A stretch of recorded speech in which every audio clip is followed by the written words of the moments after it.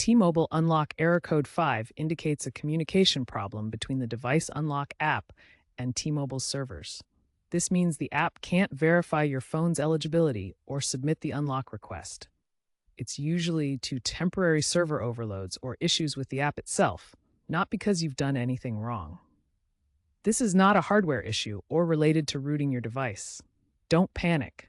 It's fixable. The error occurs because the app cannot establish a secure connection or receive a response from the carrier's eligibility database. This involves eligibility verification, app server interaction, and may be a result of root causes like high server load or corrupted app cache.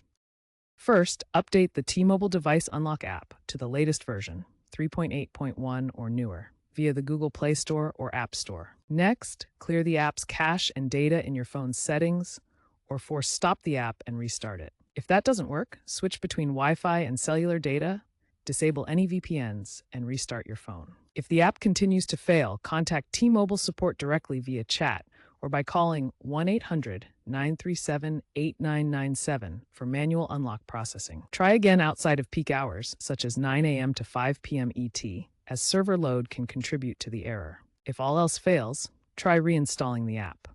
These steps should resolve the error in most cases, allowing you to unlock your device.